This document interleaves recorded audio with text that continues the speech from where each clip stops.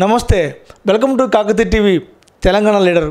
ఈరోజు మన Kakatiya TV Telangana leader కార్యక్రమంలో మరి BJP state general secretary Duggyala Pradeep Kumar గారు ఉన్నారు.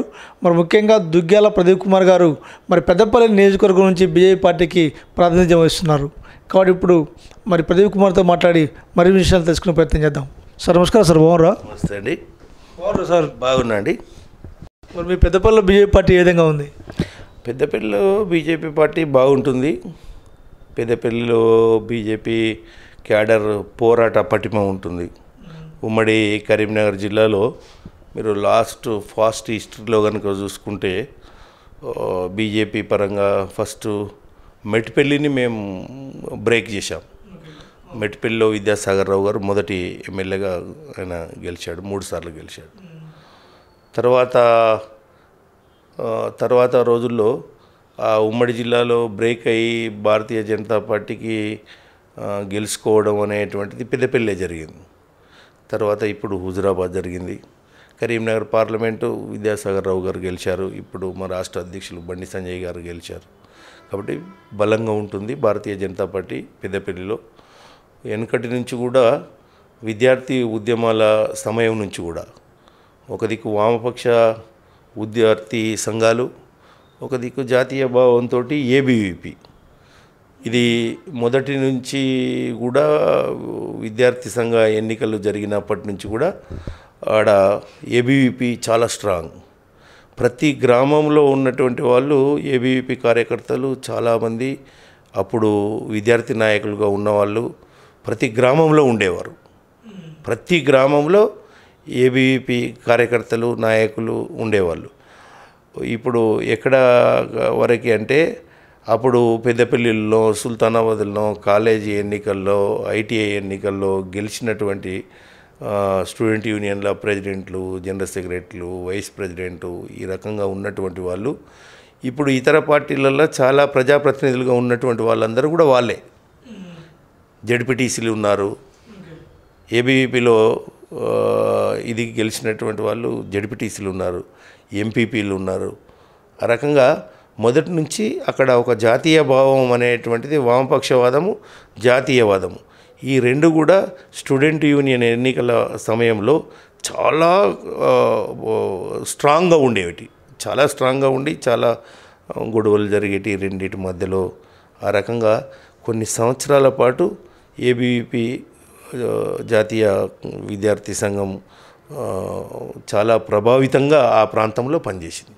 నేను ఆ విద్యార్థి పరిషత్ నుంచి రావడం జరిగింది. నేను 86లోనే 1986లోనే పెద్ద కాలేజ్ సుల్తానాబాద్ జూనియర్ కాలేజ్, ఉమ్మడి జిల్లాలోనే దాదాపు 3000 మంది విద్యార్థులు ఉన్నటువంటి జూనియర్ కాలేజ్ అది సుల్తానాబాద్ జూనియర్ కాలేజ్. 86లోనే నేను ఏబీవీపీ ప్యానల్లో స్టూడెంట్ యూనియన్లో అక్కడ ఏబీవీపీ ప్రెసిడెంట్గా గెలిచిన. సార్ కరీంనగర్ జిల్లా చూసుకుంటే మీ పెద్దపల్లి కాన్స్టిట్యూన్సీలో కూడా కాంగ్రెస్లో ఎన్ని గ్రూపులు ఉన్నాయో మీ ఉమ్మడి కరీంనగర్ జిల్లాలో బీజేపీలో కూడా అన్ని గ్రూపులు ఉన్నాయని బయట బాగా ప్రచారం జరుగుతుంది. కారణం ఏంటి? అది ఒకటి ప్రచారం. బీజేపీ మీరు బాగా గమనించండి, దేశంలో 51లో జనసంఘ్ స్టార్ట్ అయింది. జనసంఘ్ స్టార్ట్ అయిన తర్వాత కాంగ్రెస్ను ఎట్టి పరిస్థితుల్లో ఈ దేశంలో ఒక జాతీయ భావంతో జాతీయ పార్టీ రావాల్సినటువంటి ఒక అవసరం ఉంది అనేటువంటి ఆలోచనతో ఆ రోజు శ్యాంప్రసాద్ ముఖర్జీ, దీన్ దయాళ్ ఉపాధ్యాయ గారు ప్రారంభం చేశారు. అది కాంగ్రెస్ను ఓడించడంలో భాగంగా జనతా పార్టీ, జనసంఘ్ అన్నీ కలిసి పోటీ చేసి అవినీతి పెద్దగా ఆ రోజు జరిగినటువంటి సమయంలో ఇందిరాగాంధీకి వ్యతిరేకంగా, కరప్షన్స్కి వ్యతిరేకంగా ఒక ప్లాట్ఫామ్ జయప్రకాష్ నారాయణ గారు పెద్ద ఉద్యమం చేసి అందరినీ కలిపి ఆ రోజు దేశాన్ని రక్షించడం, ప్రజాస్వామ్యాన్ని కేవలం రక్షించేటువంటి కోసం అన్ని పార్టీలు ఒకటై అధికారంలోకి రావడం జరిగింది. తర్వాత ఈ యొక్క సిద్ధాంత భేదాభిప్రాయాలు ఉన్నటువంటి పార్టీలు ఒకటిగా ఉండి దేశాన్ని పరిపాలించలేవు, అనుకున్న వాటిని సాధించలేవు అనే దానితో ఆ రోజు మళ్ళా అన్ని పార్టీలు కూడా దేని ఏజెండాకు దానికి పోయినాయి. ఆ తర్వాత 80స్లో మేము బీజేపీని ప్రారంభించాం. జనసంఘ్ ఉన్నప్పటి నుంచి ఇప్పటి వరకు బీజేపీ ప్రారంభించినప్పటి నుంచి కూడా ఇన్ని సంవత్సరాలలో చూడండి, ప్రపంచంలో అన్ని పార్టీలు విడిపోయినాయి. అన్ని పార్టీలు శాఖోపశాఖలుగా భేదాభిప్రాయాలతోటి వాళ్ళ యొక్క పార్టీలను ఏర్పాటు చేసుకునేసి ముందుకు పోయారు. కమ్యూనిస్టు చూడండి, స్వతంత్రం కంటే ముందున్నటువంటి ఒక పార్టీ ఎన్ని శాఖలుగా విడిపోయింది. కాంగ్రెస్ చూడండి ఎన్ని శాఖలుగా విడిపోయింది. రెడ్డి కాంగ్రెస్, ఐ కాంగ్రెస్, ఇందిరా కాంగ్రెస్, ఈ రకంగా ఎన్నో, ఇది జనతాదళ్ ABCD ఇట్లా ఏ రకంగా జనతాదళ్ అన్ని శాఖలుగా విడిపోయింది. బీజేపీ ఒక్కటే ఈ దేశంలో ఇప్పటి వరకు ఒక్కసారి కూడా విడిపోయినటువంటి ఒక రాజకీయ పార్టీ. గ్రూపులు ఎక్కువ ఉన్నాయి కరీంనగర్ అనేది ఆరోపణ.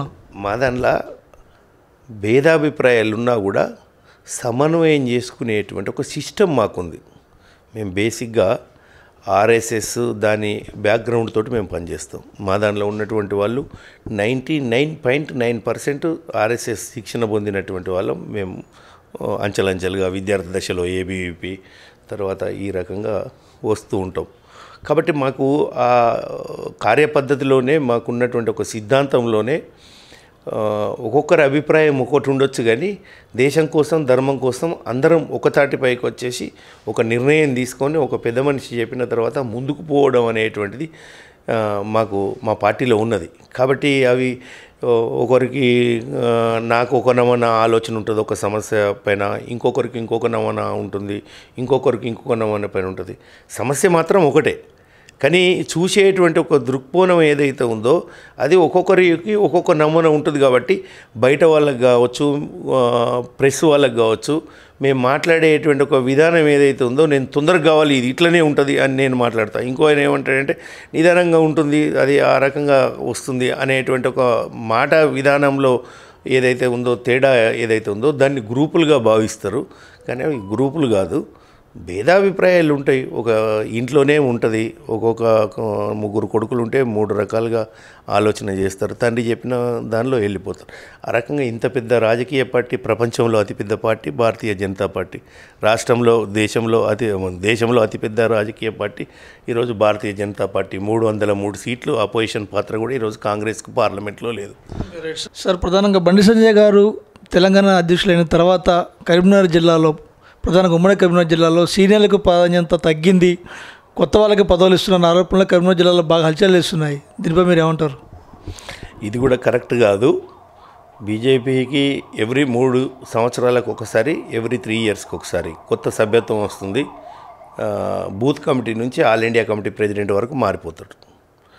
ఒక్కొక్కసారి ఒక్కొక్క నాయకుని యొక్క ఆలోచన స్పీడు, అతని యొక్క ఆలోచన విధానం ఏదైతే ఉంటుందో దాని మీదకెళ్ళి అప్పుడు పని అనేటువంటిది జరుగుతుంటుంది. ఆ రకంగా ఎవరిని ఎప్పుడు కూడా ఎవరు పక్కకు పెట్టరు. ఒకసారి ఒకరు అధ్యక్షులు ఉంటారు, ఇంకొకసారి ఇంకొకరు అధ్యక్షులు ఉంటారు, మారుతూ ఉంటారు, అందరు కలిసి పని చేస్తుంటారు. అదేవిధంగా సీనియర్లు అన్న తర్వాత, వయసు పడ్డ తర్వాత ముఖ్యమైనటువంటి ఒక బాధ్యతలు కాకుండా వాళ్ళ యొక్క మార్గదర్శనంలో యువకులను ప్రోత్సహించుకుంటూ, లీడర్షిప్ను పెంచుకుంటూ, ఇది గంగా ప్రవాహం లెక్క భారతీయ జనతా పార్టీ పనిచేస్తుంటుంది. ఎక్కడ మురికి నీళ్ళ కాలువ కాదు భారతీయ జనతా పార్టీ, స్వచ్ఛమైనటువంటి గంగా ప్రవాహం లాంటిది. కొత్త నీళ్ళు వస్తూనే ఉంటాయి, పాత నీళ్ళు వస్తూనే ఉంటాయి, పాత నీళ్ళు జరుగుతూనే పోతుంటాయి, కొత్త నీళ్ళు ఆ రకంగా ప్రవహిస్తూ పోతుంటుంది. అందుకోసమే ఫ్రెష్గా ఉంటుంది, అందుకోసమే నిరంతరం ఆ రకంగా ప్రయాణం చేస్తుంది. కాబట్టి ఈరోజు దేశంలో 18 రాష్ట్రాలలో మేము అధికారంలో ఉన్నాం. అంటే మీరు అన్నది కరెక్టే కావచ్చు, కొత్త నీళ్ళు రావాలా, కానీ పాత వాళ్ళని విస్మరించకూడదు అనేది నా పాయింట్. ప్రధానంగా చూసుకుంటే ఈ ఇటీవల జరిగిన కొంతమంది మహిళల్ని కరీంనగర్ జిల్లాలో మహిళా మోర్చా అధ్యక్షులుగా నియమించడం జరిగింది. తెలంగాణ ఉద్యమంలో పాల్గొన్న వాళ్ళు ఉన్నారు, బీజేపీ పార్టీలో పనిచేస్తున్న వాళ్ళు ఉన్నారు, వాళ్ళకి ఎటువంటి పదవులు ఇవ్వలేదు. దీన్ని ఎలా చూడాలి మరి? వాజ్పేయి గారు, అద్వానీ గారు దేశాన్ని నడిపిస్తున్నప్పుడు ఇంకా వాళ్ళు లేకపోతే పార్టీ లేదు అనేటువంటి భావన ఉండేది ప్రతి కార్యకర్తకు, మాకు కూడా ఉండేది. వాళ్ళు పెద్దవాళ్ళు అయినరు, వాళ్ళకు వయసు భారమైంది. అయిన తర్వాత నరేంద్ర మోడీ గారు, అమిత్ షా గారు వచ్చారు. అంటే నాకు వాజ్పేయి గారిని గౌరవిస్తలేరు అనేది కాదు, లేకపోతే అద్వానీ గారిని గౌరవిస్తలేరు అనేది కాదు. వాళ్ళ యొక్క ఆలోచనలు, వాళ్ళ యొక్క అనుభవం ఏదైతుందో అది తీసుకొనే ఈరోజు నరేంద్ర మోడీ గారు ప్రయాణం చేస్తున్నారు. అంతకుముందు వాజ్పేయి, అద్వానీ గారు కూడా వాళ్ళ ఆలోచనలతోటి కాదు, మా యొక్క పార్టీని స్థాపించినటువంటి మూల సిద్ధాంతాన్ని ఆ రోజు ఏర్పాటు చేసినటువంటి దీన్ దయాళ్ ఉపాధ్యాయ శ్యామ్ ప్రసాద్ ముఖర్జీ ఏ బాటలోనైతే నడిచిండ్రో అదే బాటలో వాజ్పేయి గారు అద్వానీ గారు నడిచారు. అదేవిధంగా వాజ్పేయి గారు అద్వానీ గారి బాటలోనే ఈరోజు నరేంద్ర మోడీ గారు అమిత్ షా గారు నడుస్తున్నారు. ఇదే పరంపర మీకు అన్ని రాష్ట్రాలలో ఉంటుంది, జిల్లాలలో ఉంటుంది, అదేవిధంగా మండల కమిటీలలో కూడా అదే రకంగా ఉంటుంది. పాత వాళ్ళ యొక్క ఆలోచన తీసుకుంటారు, ఎప్పటికప్పుడు కొత్త వాళ్ళు వస్తారు, నాయకత్వం వహిస్తారు, మళ్ళీ వీళ్ళు ముందుకు జరుగుతుంటారు, మళ్ళీ కొత్త వాళ్ళు వస్తుంటారు. ఆ రకంగా ఉంటుంది తప్ప ఎప్పటికీ ఒకరే ఉండడం అనేటువంటిది కాదు. లేకుంటే వాళ్ళకు బాధ్యతలు ఇంకా కొత్త వాళ్ళకు వచ్చినాయి అంటే వాళ్ళకు విస్మరించడం కాదు. ఇది బేసిక్గా బీజేపీ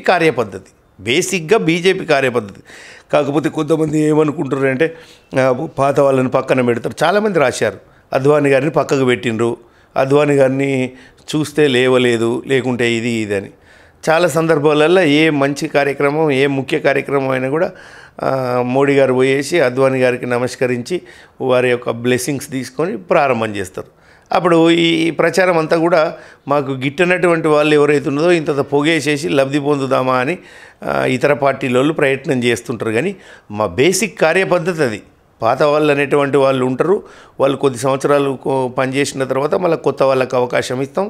వాళ్ళ యొక్క అనుభవం ఏదైతుందో, వాళ్ళ యొక్క సీనియారిటీ ఏదైతుందో దాన్ని మేము కార్యరూపంలో తప్పకుండా తీసుకొని ముందుకు పోతాం తప్ప ఎక్కడ పాత వాళ్ళను పక్కన పెట్టడం కొత్త. ఇది అన్ని జిల్లాల, కరీంనగర్ జిల్లాలనే కాదు, అన్ని జిల్లాల ఈ రకంగా చర్చ ఉంటుంది. కానీ అది మా పార్టీ పద్ధతి తెలియనటువంటి వాళ్ళు ఎక్కువగా ఊహించుకుంటారు. కానీ మాకు అది పెద్దగా విషయం అనిపించదు, ఎందుకంటే మా కార్యపద్ధతి అది. కాబట్టి పాత వాళ్ళు ముందు ఉంటుంటారు, కొత్త వాళ్ళు వస్తుంటారు. ఆ విధంగా మార్పు జరుపుకుంటూ ముందుకు పోతుంటుంది అనేటువంటిది. కాబట్టి ఆ రకంగా ఏమీ పాత వాళ్ళను విస్మరించింది అనేటువంటిది ఇది కరెక్ట్ కాదు. అంటే దేశం కోసం, ధర్మం కోసం పనిచేస్తున్న పార్టీ బీజేపీ పార్టీ అనే ప్రచారం బయట బాధపడుతుంది. మీరు కూడా అదే సిద్ధాంతం పాటిస్తున్నారు. అది అటల్ బిహారీ వాజ్పేయి వరకు, అద్వానీ వరకు బాగానే ఉంది. ఆ తర్వాత నరేంద్ర మోడీ, అమిత్ షా నాయకత్వంలో బీజేపీ పార్టీ కూడా కాంగ్రెస్ పార్టీ కన్నా అధ్వానంగా మారింది.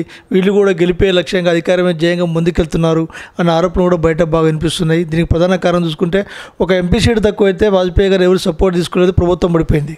కానీ ఇదే అమిత్ షా, మోడీ నాయకత్వం చూసుకుంటే ఎంపీలను కొంటున్నారు, ప్రభుత్వాలు నిలబెడుతున్నారు, ప్రభుత్వాలను పడగొడుతున్నారు. దీన్ని ఎలా చూడాలి మరి? ఎక్కడ కూడా మాకు మెజారిటీ లేకుండా ఇతరులకు మెజారిటీ ఉన్న దగ్గర ఆ రకమైన వైపు వచ్చిన మీరు చెప్పండి. కాంగ్రెస్ బీజేపీ మాదిరిగా అయింది అనేటువంటిది కరెక్ట్ కాదు. కాంగ్రెస్ బేసిక్గా అధికారం కోసం నడిపేటువంటి ఒక పార్టీ, బీజేపీ సిద్ధాంతం కోసం చేసేటువంటి పార్టీ. బీజేపీ అద్వానీ గారు ప్రెసిడెంట్ ఉన్నా, వాజ్పేయి గారు ప్రెసిడెంట్ ఉన్నా, మోడీ గారు ప్రెసిడెంట్ ఉన్నా, నడ్డా గారు ప్రెసిడెంట్ ఉన్నా, ఎవరు ప్రెసిడెంట్ ఉన్నా కూడా దీనికి ఒక సిద్ధాంతం ఉంది. దీనికి ఆ సిద్ధాంతం కోసమే బీజేపీ పనిచేస్తుంది. ఇప్పుడు ఆ సిద్ధాంతాన్ని పక్క పెట్టిన ఆరోపణలు బయట బాగా వస్తున్నాయి సార్. తప్పది. ఈ రాజకీయ పార్టీలు ఏదో ఒక ఆరోపణ చేయాలి కాబట్టి చేస్తుంటారు. మారినటువంటి పరిస్థితులకు అనుగుణంగా ఒక్కొక్క నాయకుడు, ఒక గాంధీ మహాత్ముడు ఓ చెంప మీద కొడితే ఇంకో చెంప ఇచ్చిండు. సుభాష్ చంద్రబోస్ ఈ చెంప మీద కొట్టకముందే ఆ చెంప ఈ చెంప వాయించమని చెప్పిండు. ఇద్దరి యొక్క ఆలోచనతోటి స్వతంత్రం వచ్చింది. అదేవిధంగా ఇంత పెద్ద దేశంలో, భారతదేశంలో రాజకీయాలు చేయాలన్నప్పుడు, మరి రాజకీయాలు చేయాలన్నప్పుడు ఇతర పార్టీ మాకు మధ్యప్రదేశ్లో 3 సీట్లు తక్కువ ఉండి, మేము అతిపెద్ద రాజకీయ పార్టీ ఉండి 3 సీట్లే అవసరం ఉంటే మేము అధికారాన్ని కోల్పోయి అవతల ఈ 30 సీట్లు ఉన్నోడు అధికారంలోకి వస్తే మరి అది ప్రజాస్వామ్యమా? అది పద్ధతి అవుతుందా? కాబట్టి వాళ్ళు ఎక్కడ కూడా ఏదో మేము తీసుకుంటున్నాము, ప్రభుత్వాలను పడగొడుతున్నాము అనేటువంటిది కాదు. నరేంద్ర మోడీ గారి యొక్క అభివృద్ధిని చూసి ఈరోజు చాలా రాజకీయ పార్టీలు వచ్చేసి కలిసిపోతున్నాయి. చాలా పార్టీలను విలీనం చేస్తున్నారు. ఓ ఏడన ఓ 3 తక్కువ ఉన్నారు అని అంటే అభివృద్ధి మోడీ గారు బాగా చేస్తారు కాబట్టి అందుకోసం మేమే అని చెప్పేసి మేము ఎక్కడ కూడా బార్గెన్లు చేసినట్టు ఇంతవరకు ఒక సంఘటన పైసలు ఇచ్చి కాంగ్రెస్ 100 ఎగ్జాంపుల్ చెప్పొచ్చు. మేము డబ్బులు ఇచ్చేసి ఎంపీని కొనుక్కున్నాము, లేకుంటే పలాని రాష్ట్రంలో ఎమ్మెల్యే కొనుక్కొని చేసిండ్రు అనేటువంటిది ఎక్కడ కూడా లేదు. వాళ్ళు అభివృద్ధిని చూసి ఈ పార్టీ బీజేపీ అధికారంలో ఉంటే అవినీతిని అరికట్టగలుగుతారు. మీరు చూడండి 2014 కంటే ముందు ఈ దేశంలో ఎక్కడ చూసినా అవినీతి. నరేంద్ర మోడీ గారు వచ్చిన తర్వాత నరేంద్ర మోడీ గారి మీద కానీ అతని క్యాబినెట్ మీద కానీ ఒక్క మచ్చ ఏర్పడ్డదా? కాబట్టి ఒక నీతివంతమైనటువంటి ఒక పరిపాలిస్తున్నప్పుడు, సమర్థవంతమైనటువంటి ప్రధానమంత్రిగా పార్టీ ముందుకు పోతున్నప్పుడు చాలా రాష్ట్రాలల్లో ఒకరిద్దరు ఎంపీలు ఆకర్షితులై వాళ్ళు సమర్థిస్తున్నారు తప్ప మేము ఎక్కడ కూడా డిబేట్ అయినటువంటిది ఒక పద్ధతి లేదు. ఏ వాజ్పేయి గారు, ఏ అద్వానీ గారు, ఏ శ్యామప్రసాద్ ముఖర్జీ చూపించినటువంటి ఒక మార్గం ఏదైతుందో అదే మార్గంలో నడుస్తున్నాం. అభివృద్ధిని చూసి కొంతమంది ఆకర్షితులై కొంతమంది వస్తుండ్రు, తీసుకుంటున్నాం. ఇప్పుడు మేము ఆంధ్రాలో తీసుకొని తెలుగుదేశం పార్టీ వాళ్ళు ఎంపీలు మా దాంట్లో కలిసిండ్రు. మాకు అక్కడ అధికారంలో ఉన్నదని కలిసినామా? ఇక్కడ అందరు కలుస్తున్నారు. ఇప్పుడు ఏంది టీఆర్ఎస్ని దించేస్తామని చెప్పేసి కలుస్తున్నారు. వీళ్ళందరూ మాకు దేనికి కలుస్తారు? వాళ్ళు కలిస్తే మేము బీజేపీ అధికారంలోకి రావాలి కాబట్టి కలుస్తుండ్రు అని చెప్పేసి అని అంటుండ్రు. అంటే వాళ్ళ మీద కేసులు ఉన్న వాళ్ళు బీజేపీ పార్టీ గెలుస్తున్నారు. అక్కడ ఎవరైతే కేసులు ఉన్నాయో వాళ్ళందరూ బీజేపీ పార్టీ ఒక షెల్టర్ జోన్కి ఉపయోగపడుతున్నది ఇక్కడ తెలంగాణలో ప్రధాన ఆరోపణ. అది కూడా కరెక్ట్ కాదు. దేశం కోసం, ధర్మం కోసం పార్టీ మేము ప్రతిసారి పదే చెప్తూ ఉంటాం. మా యొక్క మూల సిద్ధాంతాన్ని గౌరవించి ఆచరిస్తామనేటువంటి వాళ్ళు ఎవరు వచ్చినా కూడా భారతీయ జనతా పార్టీ తీసుకుంటుంది. అదేవిధంగా మా సిద్ధాంతం డిబేట్ అయ్యి ఎంత పెద్ద నాయకుని కోసం కూడా మా ఐడియాలజీని మేము డిబేట్ కాము, మా కార్యపద్ధతిని కూడా మేము డిబేట్ కాము. కాబట్టి మా యొక్క సిద్ధాంతానికి అనుగుణంగా ఆకర్షితులై ఎవరు వచ్చినా భారతీయ జనతా పార్టీ తీసుకోవాలనేదే మా యొక్క ఆల్ ఇండియా పాలసీ. కాబట్టి వాళ్ళు ఏంది అనేటువంటిది కోర్టులు చూసుకుంటాయి. మేము కోర్టుల దగ్గరికి పోయి ఇది చేస్తలేం కదా. ఎవరు వచ్చినా తీసుకుంటాం. చట్టం తన పని తను చేసుకొని పోతుంది. ఈ విషయం నేను కాదు చెప్పింది, ఈ విషయం మా నడ్డా గారు కూడా చెప్పారు. చట్టం చేయాల్సిన పని ఏదైతుందో అప్పుడు వాళ్ళు చేసే పని వాళ్ళు చేస్తారు. మేము మాత్రం సిద్ధాంతానికి కట్టుబడి నేను ఉంటాను, మీ పార్టీలో చేరుతా అన్నోళ్ళను ఎవరిని కూడా ఆపము. అందరినీ కూడా మేము భారతీయ జనతా పార్టీ తీసుకుంటాము అనేటువంటిది చరిత్రలో కూడా చాలామందిని చూసినాం. మీరు ఎలా తీసుకుంటారు సార్? హుజూరాబాద్ ఈటెల రాజేందర్ గారు ఉండు, తిరుమల మల్లన్ ఉండు, వీళ్ళ మీద చాలా కోర్టుల కేసులు ఉన్నాయి, పోలీస్ స్టేషన్ల కేసులు ఉన్నాయి, తీవ్ర అభియోగాలు కూడా ఉన్నాయి వీళ్ళ మీద. అటువంటి మరి అవినీతి పరులను మీ పార్టీలో జాయిన్ చేసుకోవడం ఎంత కరెక్ట్ అంటారు మీరు? పత్రికా వాళ్ళు ఆ రకంగా వాళ్ళని అవినీతి పరులు అనడం ఆరోపణలు వస్తున్నాయి కదా సార్? ఆరోపణలే ఉన్నాయి, ఆరోపణలు. కాబట్టి వాళ్ళు అవినీతి పరులు కాలేదు. ఎవరిని కూడా మనం కోర్టు ఆరోపణల మీద కేంద్ర ప్రభుత్వం కూడా విచారణ చేయించవచ్చు. వాళ్ళ మీద ఆరోపణలు వచ్చినాయి. ఆరోపణల మీద ఈడీ ఉంది, సిబిఐ ఉంది, వాళ్ళు కూడా ఎంక్వైరీ చేసుకోవచ్చు. మీరు ఇక్కడ ఆ ఎంక్వైరీలో నిజంగా వీళ్ళు సత్యం తేలినాక మీ పట్ల తీసుకుంటే బాగుంటుంది కదా. కేంద్ర ప్రభుత్వము చేతిలో ఉన్నవి కేంద్ర ప్రభుత్వం చేస్తుంది. మా రాష్ట్రంలో మా ప్రభుత్వం లేదు. రాష్ట్ర ప్రభుత్వం రాష్ట్రంలో చేయాల్సినటువంటి అవన్నీ కూడా రాష్ట్రంలో అవినీతి పరులు ప్రతి ఒక్కదాని మీద చిన్న సిబిఐ అనేటువంటిది మళ్ళా ప్రజలే అంటారు. చిన్న విషయాలు పావులకు అర్ధకు వాడు పిప్పర్మెంటు ఎక్కువ రేటు కమ్మిండు కాబట్టి సిబిఐ ఎంక్వైరీ చేయాలంటే కరెక్ట్ కాదు కదా. దానికి ఒక స్థాయి ఉంటుంది. సిబిఐకి కొన్ని రూల్స్ ఉంటాయి. ఏ స్థాయి వాళ్ళని చేయాలి, ఏంది చేయాలి, అదేవిధంగా దానికి కాంప్లైంట్స్ ఉంటాయి. ఆ కాంప్లైంట్ ఇవన్నిటిని ఆధారంగా వాళ్ళు ఇవి చేస్తారు. రాష్ట్ర ప్రభుత్వం బేసిక్గా చేయాల్సినటువంటిది ఇది. కాబట్టి వాళ్ళు ఏ ఎంక్వైరీ చేసుకున్నా మా ప్రభుత్వం కాదు కదా. మేము పోయేసి మా దాంట్లో చేరారు కాబట్టి మీరు ఎంక్వైరీ చేయకు, లేకుంటే అది ఇది అని మేము అంటలేం కదా. కాబట్టి చట్టం చేసుకొని పోయేటువంటి పని చట్టం తన పని అది చేసుకుంటుంది. అప్పుడు దోషులను చేరిన తర్వాత అప్పుడు ఆలోచిద్దాం.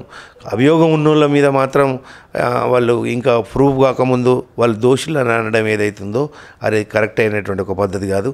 మేము ఇంకొక మాట ముందుకు పోతున్నాం. అంటే టీఆర్ఎస్ పార్టీ చెప్పేది ఏంది? వాళ్ళ పార్టీలు ఉంటే అందరూ సచ్చీలు, బీజేపీలో చేరంగానే అవినీతి పరులు అవుతారా? ఇదే వీళ్ళందరూ టీఆర్ఎస్లు ఉన్నారు కదా, అప్పుడు అవినీతి పరులని ఎందుకు అంటలేరు టీఆర్ఎస్ వాళ్ళు? మేము ఇంకొక స్టెప్ ముందుకు పోయి అంటున్నాం. మేము ఈరోజు మీ యొక్క క్యాబినెట్ మినిస్టర్లో ఉన్నటువంటి వాళ్ళు, మీ ఎమ్మెల్యేలు 72 మంది అవినీతి ఆరోపణలు ఎదుర్కొంటారు. వాళ్ళ అవినీతి మా దగ్గర ఉంది అని మా రాష్ట్ర అధ్యక్షుడు స్వయంగా ప్రెస్ కాన్ఫరెన్స్ పెట్టి చెప్పిండు. 72 మంది ఎమ్మెల్యేలు అవినీతి కేసులలో ఉన్నారు, అది మా దగ్గర ఆధారాలు ఉన్నాయి అని చెప్పినాం. మేము ఇప్పుడు ఆ 72 మందిని మీరు తీయండి ముందు. కూడా ఉన్నారనుకుంటా. దాంట్లో 72 మంది నీ దగ్గర ఉన్నటువంటి వాళ్ళని గురించి నువ్వు చేయవు. ఒక ఈటెల రాజేందర్ మీదనే వచ్చిందా అవినీతి ఆరోపణ? నీ మంత్రులు అందరి మీద వచ్చినాయి కదా, నీ ఎమ్మెల్యేలు అందరి మీద వచ్చినాయి కదా, భూ కబ్జాలు అందరి మీద వస్తున్నాయి కదా. ప్రతి అసెంబ్లీలో ఉన్నటువంటి ఎమ్మెల్యే మీద ఆరోపణ లేని ఎమ్మెల్యే లేడు ఇలా తెలంగాణలో. స్థానికంగా ఏదో ఒక దానిలో ఖచ్చితంగా ఇన్వాల్వ్ అయ్యి అవినీతిపరుడు, ఇతను అవినీతి కొమ్ము కాస్తుండు అని ప్రతి ఎమ్మెల్యే పైన ఆరోపణ ఉన్నది. నువ్వు ముందు చేయి, 100 మంది మీద, నీదే ప్రభుత్వం కదా. అది చేయకుండా ఎవరో ఒకరు మా దానిలో చేరితే అవినీతి పరులంతా, అంటే బీజేపీలో చేరిన వాళ్ళందరేమో అవినీతి పరులు, టీఆర్ఎస్లో చేరిన వాళ్ళంతా సచ్చీలు. మరి అట్లా అవినీతి పరులు అయితే నరేంద్ర మోడీ మీద 7 సంవత్సరాలకి వెళ్ళి ఎందుకు అవినీతి ఆరోపణ ఒకటి కూడా వస్తలేదు? మా క్యాబినెట్ మినిస్టర్లు స్వతంత్రం వచ్చిన తర్వాత ఇంతవరకు ఏ క్యాబినెట్లోనే కూడా చాలామంది అవినీతి ఆరోపణలతోటి క్యాబినెట్కి వెళ్ళి తప్పుకున్నారు. నరేంద్ర మోడీ వచ్చిన తర్వాత 2014 నుంచి ఈ రోజు వరకు మొదటి క్యాబినెట్లో కానీ రెండో క్యాబినెట్లో కానీ ఒక్క మంత్రి కూడా మేము అవినీతి ఆరోపణతోటి మా మంత్రులు సెంట్రల్ క్యాబినెట్కి వెళ్ళి వైదొలగలేదు. మేము 18 రాష్ట్రాలలో అధికారంలో ఉన్నాం. ఒక్క ముఖ్యమంత్రి కూడా ఈరోజు అవినీతితోటి గద్దె దిగలేదు. మీ చరిత్ర మొత్తం కూడా ఇతర పార్టీల చరిత్ర అవినీతితోటే మీరు మార్చిండ్రు. గతంలో మనం చూసేవాళ్ళం, సంవత్సరానికి ఒక ముఖ్యమంత్రి ఉండేటోడు, అవినీతి ఆరోపణలు రాగానే ఆయనకి పక్కకు పెట్టేటోళ్ళు, ఇంకొకరు ఉండేటోళ్ళు. వాళ్ళంతా ఇప్పుడు ఆరోపణలు చేస్తారు. అవినీతి వాళ్ళను బీజేపీ వాళ్ళు చేర్చుకుంటుండ్రు. అవినీతి ఆరోపణలు వచ్చినాయి, వాళ్ళ మీద అవినీతి అనేటువంటి తేలినప్పుడు చూద్దాం. మీ దగ్గర ఉన్నారు కదా ఇంతమంది, వాళ్ళని ఎందుకు మాట్లాడతలేరని. ఇదంతా కూడా ఏంది అంటే బీజేపీ అభివృద్ధి అవుతుంది, రోజు రోజుకు బీజేపీ అధికారంలోకి వచ్చే దిశలో ఉన్నది. అందరూ కూడా పవర్ఫుల్ వ్యక్తులందరూ కూడా మన దగ్గరికి వెళ్ళి పోయేసి బీజేపీలో చేరుతుండ్రు. కాబట్టి అవినీతి వాళ్ళు దానిలో చేరుతుండ్రు అని చెప్పేసి, అది అవినీతి నీ పార్టీలో ఉన్నంత అప్పుడు అవినీతి అతను కాదు, నా పార్టీలో చేరగానే తెల్లారే అవినీతి పరుడు. ఇది ఈ టీఆర్ఎస్ పార్టీ చేస్తున్నటువంటి ప్రచారం. అందుకోసం పెద్ద టీఆర్ఎస్ పార్టీకి దాని మీద మైలేజ్ వస్తలేదు. దాని మీద ఒక ఇప్పుడు నీతిగల party Narendra Modi party BJP అని అంటుంది దేశం మొత్తం మీద, కానీ టీఆర్ఎస్ పార్టీ రాష్ట్రంలో నీతిగల పార్టీ అని అంటున్నా. కాళేశ్వరం ప్రాజెక్టు అవకతవకలు, ప్రతి ప్రాజెక్టు అవకతవకలు, మీరు ఏది ఇచ్చినా కూడా సరిగా ఏదిని మీద ఆడిట్ లేదు, ఏదిని మీద సరి అయినటువంటి ఒక పద్ధతి లేదు. ఇప్పుడు ఇంత వరి గోల జరుగుతుంటే మెల్లగా ఏమొస్తుంది? అసలు ఇదంతా లుల్లంతా కూడా బియ్యం కుంభకోణం జరుగుతుంది. ఈ బియ్యం కుంభకోణం కవర్ చేసుకునేందుకు ఇది అనేటువంటిది. కాబట్టి ప్రతి విషయం మీ దగ్గర పెట్టుకొని ఈరోజు బీజేపీని ఏదో ఆరోపణ చేయడం అనేటువంటిది సరి అయినటువంటి ఒక పద్ధతి కాదు. బియ్యం కుంభకోణం కావచ్చు, ఇంకేదైనా కావచ్చు, మొత్తం టీఆర్ఎస్ బీజేపీ పార్టీ రెండు పార్టీలు ఒకటే, ప్రజలను పిచ్చోడం చేస్తున్నారని పబ్లిక్ ఆరోపణలు ఇస్తారు బయట. బీజేపీ పార్టీ టీఆర్ఎస్ పార్టీ ఒకటే అనుకుంటే టీఆర్ఎస్ పార్టీని బీజేపీలో విలీనం చేయమనండి. టీఆర్ఎస్ దిక్కులు చేస్తారు, బీజేపీ విలీనం చేయమంటారు ఇక్కడ వాళ్ళు. టీఆర్ఎస్ పార్టీకి ఏమైంది, మా పార్టీ మొత్తం ప్రజలకు రక్షణగా ఉంటుందని కేసీఆర్ కూడా పడేయడం జరిగింది కదా సార్. అంటే ఆయన పార్టీ తెలంగాణలో అధికారంలో ఉంటే జాతీయ పార్టీ పంజాబ్ వాళ్ళు వచ్చేసి ఈయన నాయకత్వంలో ఉంటారు. అమ్మ గంగల ఇప్పుడు గోదావరి గంగలో ఈ పిల్ల కాలువలు, తర్వాత వాగులు వంకలు కలవాలి, కానీ వాగులు వంకలలో గంగలు వచ్చి కలవవు. కాబట్టి ఇది ముందే చెప్పిన నేను, ఇది గంగా ప్రవాహం లాంటిది ఈ భారతీయ జనతా పార్టీ. మేము 303 ఎంపీలు ఉన్నాము, 1600 మంది ఎమ్మెల్యేలు ఉన్నారు. నీకు ఒట్టి 100 మంది ఎమ్మెల్యేలు ఉన్నారు. 1600 మంది ఎమ్మెల్యేలు ఉన్న పార్టీలో 100 మంది ఉన్నోళ్ళు కలుతారా? 100 మందిలో మనం పొత్తు కలుపుతుంటాం, ఎట్లా షేర్ చేసుకుంటాం. కాబట్టి పెద్ద party Bharatiya Janata party.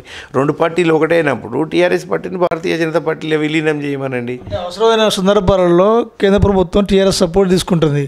TRS party అంటే కొన్ని కేసులను తప్పించుకోవడానికి ఇంకేదైనా అనుకోవచ్చు, అక్కడ కేంద్ర ప్రభుత్వం సహకారం తీసుకుంటున్నది. తప్పు ఫెడరల్ సిస్టంలో ఎవరి బాధ్యతలు వాళ్ళకు ఉంటాయి. కేంద్రంలో చట్టాలు చేస్తాం మేము, భారతీయ జనతా పార్టీ చట్టాలు చేస్తుంది. చట్టాలు చేసినప్పుడు నువ్వు అగెనిస్ట్గానైనా చేయలేబట్టాలే, ప్రోగానైనా చేయలేబట్టాలా. నీకు మంచిది అనేటువంటిది వచ్చింది, ఓ రాష్ట్రపతి విషయం వచ్చింది, వీళ్ళేమి పోటీ పెట్టేసి గెలుతారా? ఇట్లా గెలవలేరు కదా. బీజేపీ మంచి మార్కులు కొట్టేసినందుకోసం ముందే చేతులు పెట్టారు. అయితే బీజేపీ టీఆర్ఎస్ ఒకటవుతుందా? ఉపరాష్ట్రపతి ఉన్నది, ఉపరాష్ట్రపతికి మద్దతు తెలిపినారు. వాళ్ళు ఉపరాష్ట్రపతిని పెట్టి గెలిపించుకునేటటువంటి మాకు మద్దతు ఎందుకు తెలుపుతారు? ఎట్లా గెలుస్తుంది కాబట్టి మద్దతుని ఇచ్చిండ్రు. అదేవిధంగా కేంద్రంలో చాలా చట్టాలు వస్తున్నాయి. నరేంద్ర మోడీ గారు వచ్చిన తర్వాత పాత చట్టాలన్నీ, బూజు పట్టిపోయిన చట్టాలన్నింటినీ కూడా తొలగించి ఇప్పుడు ఉన్నటువంటి పరిస్థితులకు అనుగుణంగా, టెక్నాలజీకి అనుగుణంగా, దేశం ఉన్నటువంటి ఒక పరిస్థితులకు అనుగుణంగా కొత్త చట్టాలన్నింటినీ కూడా తీసుకొస్తుండ్రు. జాతీయ విద్యా విధానాన్ని తీసుకొచ్చిండ్రు, కార్మిక చట్టాలన్నింటిని రద్దీ తీసుకొచ్చిండ్రు, దేశం అంతా ఒకటే అనేటువంటిది, వన్ రేషన్ వన్ కార్డ్ అనేటువంటిది మొత్తం కాశ్మీర్లో 370 ఆర్టికల్ రద్దు చేసి దేశం అంతా ఒకటే అనే భావన అనేటువంటిది తీసుకొచ్చేస్తుండ్రు. రేపు రాబో రోజుల్లో ఈ దేశంలో కాశ్మీర్లో ఉన్న కన్యాకుమారిలో ఉన్న ఒకే చట్టం ఉండాలి, ఒకే రేషన్ ఉండాలి, ఒకే ట్యాక్స్ ఉండాలి, ఒకే హక్కు ఉండాలి, ప్రతి వ్యక్తికి సమాన హక్కులు ఉండాలి. అప్పుడు దేశం అంతా ఒకటి అనే భావన ఉంటుంది. ఆ రకంగా దేశం ముందుకు పోయేందుకోసం విశ్వగురువుగా భారత్ ప్రపంచంలో నిల్చుండేటువంటి అవకాశం ఉంటుందని చెప్పి మా బేసిక్ ఐడియాలజీ. దానికి అనుగుణంగా మేము ముందుకు పోతున్నాం. దాంట్లో కొంతమంది సందర్భాలు వచ్చినప్పుడు మంచిగా వచ్చినప్పుడు మద్దతునిస్తుండ్రు. దాంతో ఒకటి అనేటువంటిది కాదు. అది ఎవరు చేస్తారు అని అంటే ఈ కాంగ్రెస్ వాళ్ళు వీళ్ళు ఇటు అటు ఆడశాతగా కానప్పుడు ఏంటంటే బీజేపీ టీఆర్ఎస్ ఒకటే అంటే మాకేమన్నా రెండు మైలేజ్ పెరుగుతుందేమో అని చెప్పేసి చేసేటువంటిది. అది కాంగ్రెస్ని దెబ్బతీయడానికి బీజేపీ టీఆర్ఎస్ ఆడుతున్న డ్రామాలని కాంగ్రెస్ పార్టీ కూడా ఆరోపణలు ఇస్తుంది. మేమేమంటున్నాం, కాంగ్రెస్ టీఆర్ఎస్ కలిసి పోటీ చేసింది కానీ బీజేపీ ఇంతవరకు ఎప్పుడు కూడా కలిసి పోటీ చేయలేదు. టీఆర్ఎస్ తోటి ఉద్యమం నుంచి ఇప్పటి వరకు ఏ ఒక్కసారన్నా టీఆర్ఎస్ పార్టీతోటి మేము అలయన్స్ పెట్టుకొనేసి సీట్లు పంచుకొని పోటీ చేసినామా? కాంగ్రెస్ కలిసి పోటీ చేసింది. మేము ఇన్ని సీట్లు గెలిచినాం. ఎక్కడనైనా ఒక్కడన్నా మా వాడు రాజీనామా చేసేసో లేకుంటే ఇంకోటో పోయి టీఆర్ఎస్కి మద్దతు తెలిపినరా, దానిలో ఏరినరా? ఇప్పటికి 2 సార్లు గెలిచిన వాళ్ళు టీఆర్ఎస్ వాళ్ళు కాంగ్రెస్లో గెలుతుర్రు, టీఆర్ఎస్లో పోయి కాపురం చేస్తుండ్రు. వాళ్ళు ఒక్కటని అంటారా? ప్రజలు నమ్ముతారా? మేము ఒక్కటని అంటారా? కాబట్టి ఈ పసలేని ఆర్గ్యుమెంట్స్ ఏవైతున్నాయో అవి బీజేపీని దూకుడును కానీ బీజేపీ ముందుకు పోయడాన్ని ఆపడం కానీ లేకుంటే రేపు అధికారంలోకి వచ్చేందుకు అడ్డుకునేందుకు ఇవి ఏజెండాలు అయితే అని వాళ్ళు అనుకుంటే అది ఒక పెద్ద భ్రమ. అంటే బీజేపీ పార్టీ తెలంగాణలో ఎలా అధికారంలోకి వస్తుంది అనుకుంటున్నారు మీరు? బీజేపీ పార్టీ న్యాచురల్గానే అధికారంలోకి వస్తుంది. ప్రజల బలంతో ఓట్లు ప్రజలు వేయడంతో అధికారంలోకి వస్తాం. క్షేత్రస్థాయిలో బీజేపీ పార్టీ చాలా బలహీనంగా ఉంది, రూరల్ ఏరియాలో ఇంకా చాలా వీక్ ఉంది అంటున్నారు. చాలా బలంగా ఉంది. ఈరోజు భారతీయ జనతా పార్టీ 38 జిల్లాలలో బీజేపీకి జిల్లా కమిటీలు ఉన్నాయి. ప్రతి మండలంలో మండల కమిటీలు ఉన్నాయి. 36,000 బూత్ కమిటీలు ఉన్నటువంటి ఏకైక రాష్ట్ర పార్టీ రాజకీయ పార్టీ తెలంగాణలో భారతీయ జనతా పార్టీ. చాలామందికి తెలియదు, మీడియా మిత్రులకు వాళ్ళకి వీళ్ళకు సాధారణ ప్రజలకు చాలామందికి తెలియదు. ఈరోజు టీఆర్ఎస్కు బూత్ కమిటీలు లేవు 36,000, కాంగ్రెస్కు లేవు 36,000 బూత్ కమిటీలు ఉండి అవి సక్రియంగా క్రియాశీలకంగా ఉండి వాటికి ఓరియంటేషన్ ఇస్తూ మేము ఇప్పుడు ట్రైనింగ్ క్లాసులు పెడుతున్నాం. మేము ఒక వారంలో జిల్లా ట్రైనింగ్ క్లాసులు అయిపోవనంటే వారం 10 రోజులలో మొత్తం 38 జిల్లాలలో ట్రైనింగ్ క్లాసులు పెట్టినాం. ఒక్కొక్క ట్రైనింగ్ క్లాసు 3 రోజులు ఉంటుంది. 12 సబ్జెక్టులు ఉంటాయి. ఆ 12 సబ్జెక్టులు 38 జిల్లాలలో అంటే మీకు ఒక 300 మంది ఆ యొక్క సబ్జెక్టు మీద ఎక్స్పర్ట్ అయ్యి మాట్లాడగలిగినటువంటి కేంద్ర ప్రభుత్వ పథకాలను వీటిని మాట్లాడగలిగేటువంటి ఒక వ్యక్తులు కావాలి. వాళ్లకు ట్రైనింగ్ ఇవ్వాలి, వాళ్ళని పర్ఫెక్ట్గా మాట్లాడే వాళ్ళగా తయారు చేయాలి. అంటే ఒక బీజేపీతోటే ఇది సాధ్యమవుతుంది కానీ 300 మంది 300 అంశాల మీద మాట్లాడే వ్యక్తులను తయారు చేసుకోగలుగుతుందా ఈరోజు టీఆర్ఎస్ పార్టీ? కాంగ్రెస్ పార్టీకి ఆ నెట్వర్క్ ఉందా? బీజేపీకి మాత్రమే అది ఉంది. టీఆర్ఎస్ పార్టీ మంచిగా పరిపాలిస్తుంది, నిజంగా టీఆర్ఎస్ ప్రజలకు చేయగలుగుతుంది తెలంగాణలో. ఇప్పుడు కాంగ్రెస్ అనే బీజేపీ పార్టీని కొత్తగా చేయడానికి ఏమున్నాయి అని టీఆర్ఎస్ పార్టీ కూడా ఆరోపణలు ఇస్తుంది. ఎవరు అంటుండ్రు?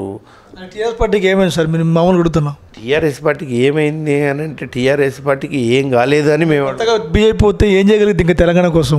తెలంగాణలో టీఆర్ఎస్ పార్టీ ఏమైంది అంటే ఏం కాలేదు అని మేము చెప్తున్నాం. ఇలా టీఆర్ఎస్ పార్టీ అవినీతిలో కూరుకుపోయిందని చెప్తున్నాం. టీఆర్ఎస్ పార్టీ ఎమ్మెల్యేలు అందరూ కూడా స్థానికంగా మొత్తంగా ఆ యొక్క అసెంబ్లీ నియోజకవర్గాలలో పేద ప్రజలను దోసుకుంటుండ్రు, అభివృద్ధి సరిగ్గా చేస్తలేరు, అభివృద్ధి కుంటుపడింది. కేవలం కేంద్రం ఇచ్చే నిధులతోటి ఈరోజు గ్రామ పంచాయతీలలో సాలరీలు ఇస్తుండ్రు. మేము ఇచ్చిన రోడ్లు ఏవే ఉన్నాయి, మేము ఇచ్చినటువంటి లాట్రిన్లే ఉన్నాయి, మేము ఇచ్చినటువంటి డబుల్ బెడ్రూమ్లు కూడా మీరు కట్టలేకపోతుండ్రు.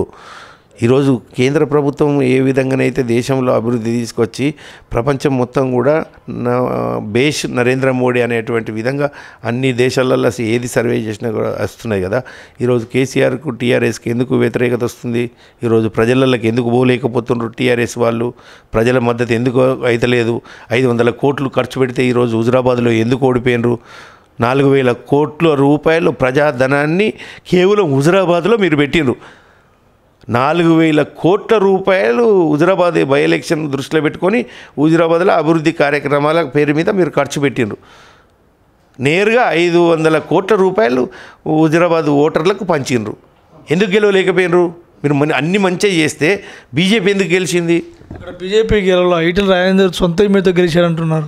ఇప్పుడు బీజేపీ గెలితేనేమో ఈటెల రాజేందర్ గెలిచిండు, టీఆర్ఎస్ వాడు ఎవడన్నా గెలితేనేమో కేసీఆర్ అంధత్వాన్ని చూసి గెలిచిండు. కేసీఆర్ బాగా అందగాడు కాబట్టి ఆయనను చూసి గెలిచిండ్రు. టీఆర్ఎస్లో ఎవరు ఎమ్మెల్యేలు గెలిస్తే, బీజేపీలో గెలిస్తేనేమో నరేంద్ర మోడీ సుపరిపాలన, నరేంద్ర మోడీ మంచి పరిపాలన, అభివృద్ధి పరిపాలన, మొట్టమొదటిసారిగా స్వతంత్రం వచ్చిన తర్వాత బడుగు బలహీన వర్గాల యొక్క రాజ్యాధికారం బడుగు బలహీన వర్గాల చేతులకు రావాలని చెప్పి మనం చాలామంది స్లోగన్లు ఇస్తున్నారు కదా. ఈరోజు రాజ్యాధికారం బడుగు బలహీన వర్గాల వాళ్ళకి చేతులకు రావాలి, అదే అంతిమ లక్ష్యం అని అంటున్నారు కదా. ఆల్రెడీ కేంద్రంలో స్వతంత్రం వచ్చిన 75 సంవత్సరాల్లో మొదటిసారి బీజేపీ బడుగు బలహీన వర్గాలకు రాజ్యాధికారాన్ని ఇచ్చింది. ఈరోజు ఒక వెనుకబడిన వర్గాలకు సంబంధించినటువంటి నరేంద్ర మోడీ గారు ప్రధానమంత్రి ఉన్నారు. ఒక షెడ్యూల్ క్యాస్ట్ అతను ఈరోజు రాష్ట్రపతి ఉన్నాడు. కేంద్రం ఆల్రెడీ మేము చేసేసినాం. దాన్ని చూసి ఈరోజు కింద ఉన్నటువంటి కాశ్మీర్ నుంచి కన్యాకుమారి వరకు మేము ఈరోజు ఈ దేశాన్ని ఎవరు పాలిస్తున్నట్టే మేము పాలిస్తున్నాం అనే భావన ఈరోజు వస్తుంది. కాబట్టి అందుకోసం అత్యధిక మెజార్టీతోటి 500 కోట్లు పెట్టినా కూడా బీజేపీ గెలుస్తుంది. అవి చెప్పలేకపోతారు. అవి చెప్తే ఎందుకంటే వీళ్ళ పీఠాలు కూడా కదిలిపోతాయి కదా టీఆర్ఎస్కు. నువ్వు ఈ బడుగు బలహీన వర్గాలకు మేము మోడీని ఇచ్చినామండి, దేశంలో ప్రధానమంత్రిని మోడీని ఇచ్చినాం. నువ్వు ముఖ్యమంత్రి రాజీనామా చేసి దళితులకు ఇస్తానవు కదా నువ్వు లేకుంటే వెనుకబడినటువంటి బీసీ వర్గాల్లోకి వెళ్ళి ఒకతను తీసి అదే ఈటెల రాజేందర్కి ఇచ్చేది ఉంటుంది ముఖ్యమంత్రి. ఎందుకు ఇవ్వలేదు నువ్వు? మీ బీజేపీ పార్టీ దళితులు సీఎం చేస్తారా ఇప్పుడు? మేము ఆల్రెడీ రాష్ట్రపతిని ప్రధానమంత్రిని చేసినాం కదా. తెలంగాణలో మీరు దళితులు సీఎం చేస్తారు ఇక్కడ? అది ఆర్గ్యుమెంట్ కాదు కదండి. ఇప్పుడు ఏంటిది దీన్ని ఏదంటూ ఉంటుందో దానికి కొలమానం ఉంటుంది. మా జాతీయ పార్టీ, మా పార్టీ బీసీ ప్రధానమంత్రిని చేసినాం, ఒక షెడ్యూల్ క్యాస్ట్ రాష్ట్రపతిని చేసినాం. ఇక ఈ రాష్ట్రాలకి అదే ఏమైనా ఆర్గ్యుమెంట్ ఉంటుందా? అది రాష్ట్ర కేసీఆర్ విమర్శిస్తున్నారు. అన్ని పార్టీ కాంగ్రెస్ కానీ బీజేపీ కానీ దళితులను సీఎం చేస్తారని కేసీఆర్ మాట తప్పిన ఆరోపణలు వేస్తున్నారు కదా.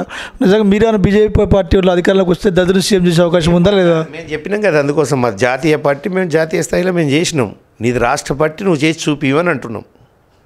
దళితులు సీఎం చేస్తారా లేదని క్వశ్చన్ ఇక్కడ.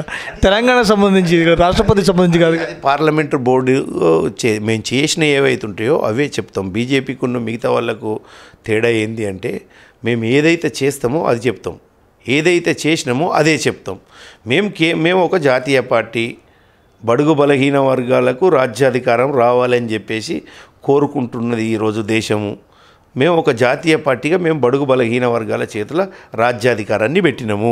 2 ప్రధానమైన పోస్టులు ప్రధానమంత్రి కానీ రాష్ట్రపతి కానీ రెండింటిని కూడా బడుగు బలహీన వర్గాల చేతిలో పెట్టినాము.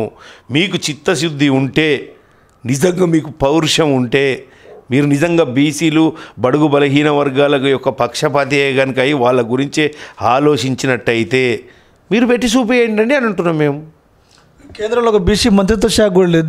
దీనిపై ఏమంటారు? 27 మంత్రులు ఈరోజు మొదటిసారి స్వతంత్రం వచ్చిన తర్వాత 27 మంత్రులు ఈ యొక్క బీసీ వర్గాలకి వెళ్ళి తీసుకోవడం జరిగింది. 75 సంవత్సరాల స్వతంత్ర దేశపు చరిత్రలో ఇంత పెద్ద సంఖ్య ఎప్పుడు కూడా లేదు. అదేవిధంగా నరేంద్ర మోడీ గారు వచ్చిన తర్వాతనే బీసీ కమిషన్ అనేటువంటిది ఏర్పాటు చేసిండ్రు. మన రాష్ట్రానికి కూడా ఒక సభ్యుని ఇచ్చిండ్రు. కల్వకుర్తికి వెళ్ళి పోటీ చేసిన ఆచార్య గారిని బీసీ కమిషన్ సభ్యునిగా. కాబట్టి చరిత్ర ఒకసారి చూడండి. కాన్స్టిట్యూషన్ మొత్తంలో దీనిలో మొదటిసారి నరేంద్ర మోడీ వచ్చిన తర్వాత బీసీ కమిషన్ ఏర్పడింది అనేటువంటిది. కాబట్టి ఆ రకంగా ఈరోజు భారతీయ జనతా పార్టీ ముందుకు పోతుంది కాబట్టి ఈరోజు అంచెలంచెలుగా ఎదుగుతుంది. ఈ తెలంగాణలో కూడా ఇవన్నిటిని చూసి ఈరోజు అన్ని వర్గాలకు సంబంధించినటువంటి వాళ్ళు ఒకసారి బీజేపీకి అవకాశం ఇద్దాం. అందరినీ చూసిండ్రు కదా, మమ్మల్ని ఒకసారి చూడండి. మోడీ ఇంత మంచి పరిపాలన చేస్తుండు, అయోధ్యలో రామ మందిరాన్ని కట్టిండు. 500 సంవత్సరాల నుంచి రామ మందిరం పెండింగ్ ఉంది. స్వతంత్రం వచ్చి 75 సంవత్సరాలు అవుతుంది. అంతకంటే ముందు 420-30 సంవత్సరాలకు వివిధ రాజులు 21సారి అయోధ్య కోసం పోరాటాలు, యుద్ధాలు జరిగినాయి. లక్షల మంది చనిపోయినరు.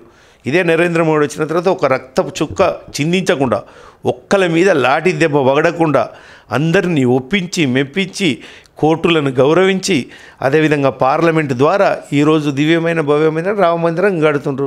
ఈ రకంగా మీరు 370 ఆర్టికల్ దేశం అంతా ఒకటే, ఒక్కొక్కరికి ఒక్కొక్క హక్కులు ఉండవు, ఒక్కొక్కరికి ఒక్కొక్క రకంగా రెండవ శ్రేణి పౌరులుగా ఈ దేశంలో ఉండేటువంటి వాళ్ళు జీవించేటువంటి ఒక పరిస్థితులు ఉండద్దు, అందరికీ సమాన హక్కులు ఉండాలి.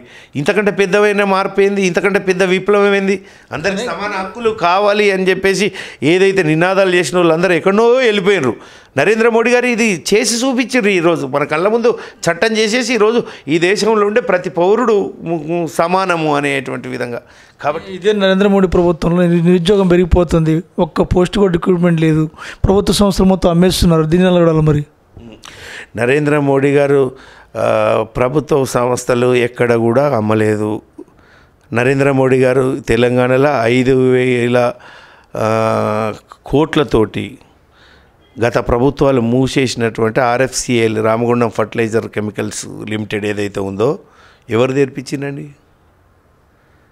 5,000 కోట్ల రూపాయలు. మేము ఇక్కడ అధికారంలో లేము, ఆ రామగుండం పరిసర ప్రాంతంలో ఉన్న ఎంపీ కానీ ఎమ్మెల్యే కానీ మాది కాదు. కాబట్టి దేశంలో ఎక్కడెక్కడైతే మూసినటువంటి గత ప్రభుత్వాలు ఉన్నటువంటి కంపెనీలు ఏవైతే ఉన్నాయో వీటిని తిరిగి తెరిచి దేశ అభివృద్ధిలో ముందుకెళ్ళాలి అనేటువంటి ఒక దీంతో ముందుకు పోతున్నాం. ఎక్కడైనా లాస్లో జరిగేటువంటి వాటిని మేము దానికి రివైజ్ చేస్తున్నాం, ఆలోచిస్తున్నాం ఏ రకంగా అయితే బాగుంటుంది అనేటువంటిది. మేము ముందే అన్నాం కదా, మారుతున్న కాలానికి అనుగుణంగా ఇప్పుడున్నటువంటి ఒక పరిస్థితులకు అనుగుణంగా ప్రజలు అభివృద్ధి ఇంకా ఎంత శరవేగంగా ముందుకు పోతే ఏ నిర్ణయాలు తీసుకుంటే ఆ రకంగా నిర్ణయాలు ఖచ్చితంగా దృఢమైనటువంటి నిర్ణయాలు, విప్లవాత్మకమైన నిర్ణయాలు నరేంద్ర మోడీ రాబో రోజుల్లో కూడా తీసుకుంటాడు. ఆ రకంగా తీసుకుంటుండు కాబట్టి ఈరోజు బాగా స్పీడ్గా దేశంలో అభివృద్ధి అనేటువంటిది జరుగుతుంది. అక్కడ మోడీ గారు తీసుకున్న తప్పు లేదు కానీ ఇక్కడ కేసీఆర్ తీసుకున్న తప్ప? మోడీ గారు తీసుకుంటే తప్పు, కేసీఆర్ తీసుకుంటే తప్పు అనేటువంటిది కాదు. మంచి పనులు ఎవరు చేసినా మంచిదే, చెడు పనులు ఎవరు చేసినా కూడా తప్పే. మేమేమో తెరిపిస్తున్నాం, నువ్వేమో నిజాం షుగర్ ఫ్యాక్టరీ లాంటిది లేకపోతే ఇంకొకటి నువ్వు తెరిపిస్తా అని చెప్పేసి తెరిపించలేకపోతున్నావు అని చెప్తున్నాం. అంటే ప్రధానంగా చూసుకుంటే ఎయిర్పోర్ట్లు ప్రైవేట్ పరమైనాయి, షిప్ యార్డ్లు ప్రైవేట్ పరమైనాయి, విశాఖ ఉక్కు ప్రైవేట్ పరం అంటారు, బ్యాంకులు కూడా మనం సమ్మెలు చేస్తారు ప్రైవేట్ పరం చేస్తారంటే అంత మొత్తం ప్రైవేట్ వాళ్ళ చేతులు పెట్టి మన ప్రభుత్వం ఏం చేయాలనుకుంటుంది ఇక్కడ? ప్రైవేటు అని అంటే ఏంటిది? ప్రైవేటు అనేటువంటిది ప్రభుత్వం అనేటువంటిది ఏదైనా కానీ ప్రైవేట్ అనేటువంటిది ఏది ఉండదండి, ప్రభుత్వం ఆధీనంలోనే ఉంటుంది. ప్రైవేటు నీ ఆస్తికి కూడా ప్రైవేటే కదా రక్షణ కల్పించేది.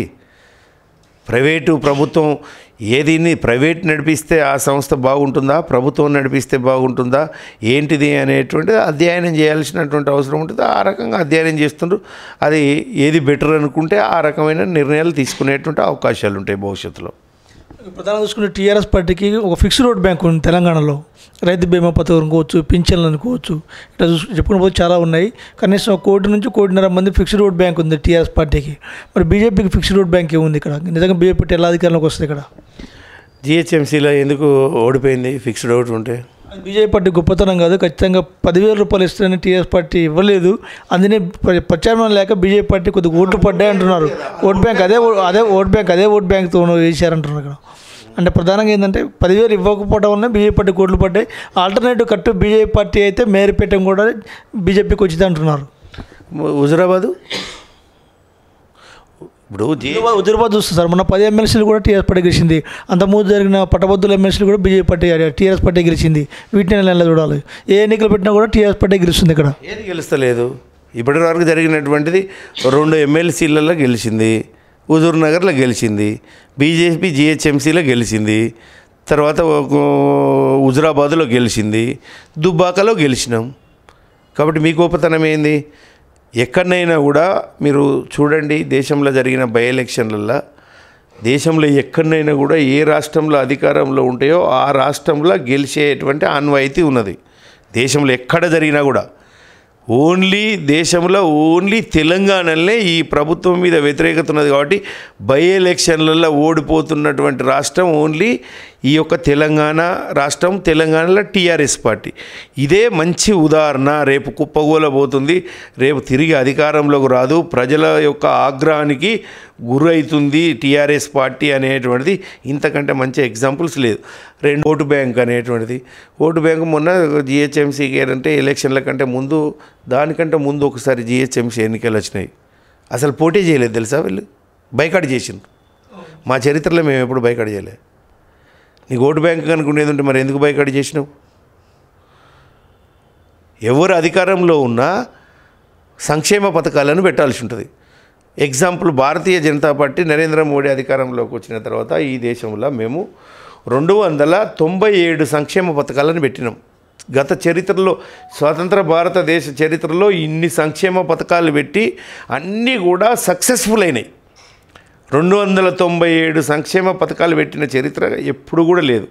97 సంక్షేమ పథకాలు పెట్టినాం కాబట్టి ప్రతి విషయం ఆ సంక్షేమం కిందికే వస్తుంది. నువ్వు ఏది తీసుకున్నావు, నువ్వు బ్యాంక్ అకౌంట్ తీసుకో, నువ్వు ఇంకొకటి తీసుకో, రోడ్డు తీసుకో, నువ్వు వాటర్ తీసుకో, నువ్వు ఎడ్యుకేషన్ తీసుకో, నువ్వు ఏదన్నా తీసుకో. 70 సంవత్సరాలలో ఎంత అయితే జరిగిందో దాంతో రెట్టింపు ఈ 7 ఏళ్ళల్లో జరిగింది. కాబట్టి ఇప్పుడు ఆ ప్రజలంతా మా ఓటు బ్యాంకే అని అనుకుంటే ఎట్లా? ఈ రాష్ట్రంలో టీఆర్ఎస్ పార్టీ అధికారంలో ఉంది. టీఆర్ఎస్ పార్టీ అధికారంలో ఉన్నది కాబట్టి నువ్వు జీతం ఇస్తున్నావు కాబట్టి టీచర్లందరూ నా వాళ్ళే అంటే టీచర్లను ఎందుకు ఎలక్షన్లలో నువ్వు ఎలక్షన్ డ్యూటీలు వేస్తలేవు? నువ్వే జీతం ఇస్తున్నావు కదా టీచర్లకి. ఎలక్షన్ డ్యూటీలో జిహెచ్ఎంసీలో ఎందుకు లేకుంటే ఇంకొక ఎలక్షన్లో ఎందుకు టీచర్లను ఎలక్షన్ డ్యూటీ వేస్తలేవు? వాళ్ళు నీకేమైనా వ్యతిరేకం చేస్తారు. ఎవరన్నా గుడ్డోడో గూనోడో తెలియనోడో ఎవడన్నా వస్తే ఆ ఒక్క ఓటును వేరేటోళ్ళకి వేపిస్తారనే భయంతో కదా నువ్వు ఇచ్చే జీతమే కదా. అట్లా అదే రకంగా నువ్వు పెన్షన్ ఇస్తున్నావు అని అంటే నీ ఓటు నీ ఖాతాలో వేసుకుంటావా? పెన్షన్ అనేటువంటిది ప్రభుత్వం ఇస్తుంది, వాళ్ళ హక్కు వాళ్ళు పొందుతుండ్రు. ఆ యొక్క పెన్షన్కి ఇచ్చేటువంటి డబ్బులు మేమే కదా, కేంద్ర ప్రభుత్వమే కదా ఇచ్చేది. నువ్వు చేసే ప్రతి పనిలో కేంద్ర ప్రభుత్వం ఇచ్చినటువంటి పైసలే నువ్వు ఇస్తున్నావు కదా. కాబట్టి ఆ ఓట్లు మాయి అని మేము అంటున్నాం. తెలంగాణ రాష్ట్రంలో టీఆర్ఎస్కు ఓటు బ్యాంకు లేదు. బీజేపీ ఓటు బ్యాంకును టీఆర్ఎస్ మా ఓటు బ్యాంక్ అని చెప్పుకుంటుంది. మేము ఇప్పుడే వాళ్ళని చైతన్యవంతులను చేస్తున్నాం, ఇవన్నీ మేము ఇస్తున్నాం అని చెప్పేసి తెలంగాణ ప్రజలు గ్రహిస్తున్నారు. కరెక్టు. నరేంద్ర మోడీ పంపించే ప్రతి పైసను కేసీఆర్ ఆయన బొమ్మ వేసుకొని ఏంటండి ఇప్పుడు వ్యాక్సిన్ ఎవరికి అనుకుంటారండి దేశాల వైజ్గా? మీరు చెప్పండి. మొన్న కోవిడ్ వచ్చింది, వ్యాక్సిన్ దేశం తయారు చేస్తుందా, రాష్ట్రం తయారు చేస్తుందా?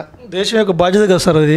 మరి దేశం తయారు చేసినప్పుడు నరేంద్ర మోడీ ఫోటో లేకుండా ప్రతి వ్యాక్సిన్ సెంటర్ దగ్గర కేసీఆర్ బొమ్మ పెట్టేసి కేసీఆర్ వ్యాక్సిన్ ఇచ్చిండు వేసుకోమని చెప్తుండ్రు. ఆ ఓట్లన్నీ మాయే అని అంటుండ్రు. మేము ఇప్పుడు అది పైసలన్నీ మేము ఇచ్చినాం, వ్యాక్సిన్ మేము తయారు చేసినాం, మన దేశమే కాకుండా ప్రపంచ దేశాలకు కూడా సప్లై చేసినాం, ఇంత గొప్పోడు ప్రధానమంత్రి అని చెప్పి అన్ని దేశాలు మెచ్చుకుంటున్నాయి అని చెప్పేసి ఇప్పుడు మేము చెప్పేవారు కానీ అట్లనా అని చెప్పేసి ఇప్పుడు ప్రజలందరూ కూడా చైతన్యం అవుతుండ్రు. అందుకోసమే హుజురాబాద్లో 500 కోట్లు పెట్టినా కూడా ఓడిపోయింది. ఓటు బ్యాంకు వాళ్ళది కాదు, అది మాది. మేము ఇస్తున్నటువంటి పైసలతోటి ఈరోజు ఈ యొక్క పథకాలు నడుస్తున్నాయి, ఉద్యోగాలకు జీతాలు వస్తున్నాయి. అందుకోసం మెల్లమెల్లగా గ్రహిస్తుండ్రు. ఇంకా 1 ఇయర్ మాకు టైం ఉంది. ఈ 1 ఇయర్లో ఇంకా ఉధృతం చేస్తాం మా ప్రచారాన్ని. అందుకోసమే ట్రైనింగ్ క్లాసులు పెట్టినాము. ఆ ట్రైనింగ్ క్లాసులలో మన నాయకులు ఏ రకంగా కేంద్ర ప్రభుత్వం పెట్టినటువంటి పలు సంక్షేమ పథకాలను, అది సాధించిన విజయాలను మనం ప్రజలకు చేరువ చేయాలి. రాష్ట్ర ప్రభుత్వం ఇచ్చిన వాగ్దానాలు, ఇచ్చినటువంటి ఒక ఉద్యోగాలు భర్తీ చేస్తా అన్నటువంటివి, లేకపోతే మిగతా ఇవన్నీ కూడా ఎట్లా ఫెయిల్ అయినరు. దళిత బంధు విషయంలో కావచ్చు, డబుల్ బెడ్రూమ్లో కావచ్చు, దళితులకు 3 ఎకరాల భూమి కావచ్చు, ఇవన్నిట్లలో కూడా ఫెయిల్ అయినరు. కాబట్టి ఇవన్నిటిని కూడా ప్రజల దగ్గరికి తీసుకెళ్తున్నాం.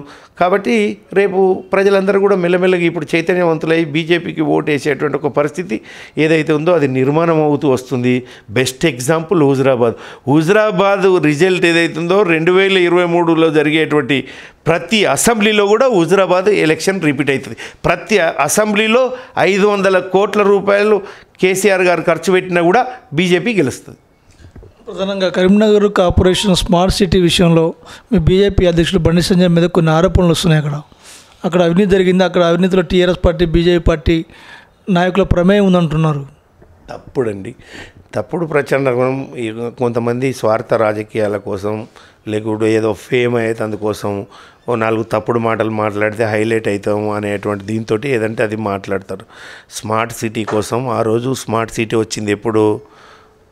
పట్టణాభివృద్ధి శాఖ మంత్రి వెంకయ్యనాయుడు గారు ఉన్నప్పుడు ఇదే రాష్ట్ర అధ్యక్షుడు బండి సంజయ్ గారు వెంకయ్యనాయుడు గారిని అడిగితే ఈ యొక్క కరీంనగర్కు ఫస్ట్ ఫేజ్లోనే స్మార్ట్ సిటీ అనేటువంటిది సాధించడం జరిగింది. అత్యధిక బడ్జెట్ను చేసిన తర్వాత ఫెడరల్ సిస్టంలో మనకు తెలుసు కేంద్ర ప్రభుత్వం పైసలు పంపుతుంది, రాష్ట్ర ప్రభుత్వం ఇంప్లిమెంటేషన్ చేస్తుంది. అక్కడ అవినీతి జరిగేందుకు ఆస్కారం ఏంది? ఒకవేళ అవినీతే కనుక జరిగితే టీఆర్ఎస్ పార్టీ చేయాలి. బీజేపీ డైరెక్ట్ కేంద్ర ప్రభుత్వంకు ప్రత్యేక యంత్రాంగం లేదు కదా. నువ్వు ఆడ ఒక కాలువకు పైసలు ఇచ్చిండ్రు, ఆ కాలువ మోరీని తీసేది కన్స్ట్రక్షన్ చేసేది ఎవరు చేస్తారు? మా యొక్క యంత్రాంగం కిందికి వచ్చేది పోస్టల్ డిపార్ట్మెంటో రైల్వే డిపార్ట్మెంటో పోయేసి ఆడ నాలాలను నిర్మాణం చేయం మేము. రాష్ట్ర ప్రభుత్వానికి సంబంధించినటువంటి ఒక ఇది ఏదైతుందో మున్సిపల్ ఇది ఆడ నిర్మాణం చేస్తుంది. ఒకవేళ కనుక ఆడ అవినీతి జరిగితే అది పూర్తిగా రాష్ట్ర పార్టీకి ప్రభుత్వానికి సంబంధించినటువంటి స్థానిక ఎమ్మెల్యే కావచ్చు, ఎంపీ కావచ్చు, కార్పొరేటర్లు కావచ్చు, వాళ్లకు వర్తిస్తుంది. కానీ మాకేం సంబంధం అని చెప్పేసి మేము ఎదురు ప్రశ్నిస్తున్నాం. ఇది తప్పుడు ప్రచారం కదా. నువ్వు చేసే పనిలో అవినీతి నేను చేసిందని చెప్పడం ఇంతకంటే ఇదే ఈ రకంగానే టీఆర్ఎస్ ఈ రాష్ట్రంలో ఏంది అని అంటే ఒక పద్ధతి పాడు లేకుండా ఏదంటే అది ఆరోపణలు చేయడం అనేటువంటి చేస్తుంది. అది ప్రజల దగ్గరికి పోయే వరకు అది మెల్లగా ప్రజలు అర్థం చేసుకునే వరకు అది మొత్తం కూడా రివర్స్ అయితే ఏం చేయాలనో దిక్కుదోచినటువంటి స్థితిలో అయోమయంలో ఫ్రస్ట్రేషన్లో ఈరోజు ముఖ్యమంత్రి గారు కానీ మంత్రులు కానీ ఎందుకు అసలు బీజేపీ ఎక్కడుంది అని అన్నారు. బీజేపీ ఏ రాష్ట్రంలో ఉంది? బీజేపీ లేదు కదా. బీజేపీ లేకపోతే ఊరూరికి ఎందుకు దప్పులు కొడుతున్నావు? మేము ఉన్న దగ్గర ఏనో చూసుకొని దప్పులు కొట్టరాదు. ఊరూరికి దప్పులు కొట్టనే కొడుతుంది నువ్వు. బీజేపీ ఊరూరుకు గుంజేసేసిరి. నువ్వేమో శివయాత్ర పట్టుకొని పోయినావు, వాళ్ళేమో ప్రధానమంత్రి దేవుడు యుగపురుషుడు ప్రధానమంత్రిని అట్లా చేస్తారా అని బొమ్మ ఎత్తుకపోయి దాచిపెట్టేసారు. ఇప్పుడు ఊరూరులో బీజేపీ ఎంత స్ట్రాంగ్ ఉన్నదనేది అర్థమైంది కదా నిన్నటి ప్రోగ్రాం తోటి. కాబట్టి బీజేపీ అనేటువంటిది ప్రజలు ఈరోజు మద్దతిస్తున్నటువంటిది మనకు నిన్న మొన్న జరిగిన ప్రోగ్రామ్స్ ద్వారా కూడా మనకు అర్థమవుతుంది.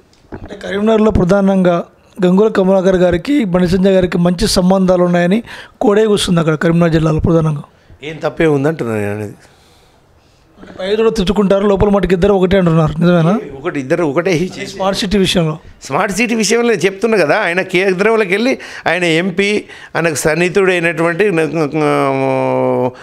నాయుడు గారు కన్సల్ట్ మినిస్టర్ ఉన్నాడు. ఆయన స్మార్ట్ సిటీ తీసుకొచ్చిండు, ఆయన బాధ్యత అయిపోయింది. ఈయన స్థానికంగా ఎమ్మెల్యే, ఈయన రాష్ట్ర ప్రభుత్వం ఈయన చేతిలో ఉంది. అది చేయాల్సినట్టు ఇంప్లిమెంటేషన్ చేయాల్సింది గంగుల కమలాకర్ చేస్తుండు. కేంద్ర ప్రభుత్వం చేసేది కేంద్ర ప్రభుత్వం చేసింది, రాష్ట్ర ప్రభుత్వం చేసేది రాష్ట్ర ప్రభుత్వం చేసింది. దానిలో తప్పే ఉన్నది అంటున్నా. సాటుకు గలిచేదే ఉన్నది, నేటుకు గలిచేదే ఉన్నది, మీదికి తిట్టుకునేదే ఉన్నది. పాలసీల విషయంలో వాళ్ళిద్దరు ఎమ్మెల్యేగా పోటీ చేసిండ్రు, ఒకరి మీద ఒకరు పోటీ చేసిండ్రు. వాళ్ళిద్దరి మధ్యలో పచ్చి గడ్డి ఎత్తే బగ్గుమంటుంది. అది అందరికీ తెలిసినటువంటిదే. ప్రభుత్వ పరంగా ఈయన ఎంపీ, ఆయన ఎమ్మెల్యే, ఆయన చేసే పని ఆయన చేస్తుండు, ఈయన చేసే పని ఈయన చేస్తుండు. దాంట్లో కోడిగుడ్డు మీద ఈకాల్సినంత పరిస్థితి ఏముందో నాకైతే అర్థం కాల. పరోక్షంగా మీరు గంగుల కమలాకర్ గారిని సమర్థిస్తున్నారు, మంచి పనులు చేస్తున్నారు. నేను గంగుల కమలాకర్ గారిని సమర్థిస్తలేనండి. వాళ్ళు మీదికి తిట్టుకుంటారు, లోపల కలిసి ఉంటారు అని అంటే కేంద్ర ప్రభుత్వం చేసే పని కేంద్ర ప్రభుత్వం చేస్తుంది, రాష్ట్ర ప్రభుత్వం చేసే రాష్ట్ర ప్రభుత్వం చేస్తుంది.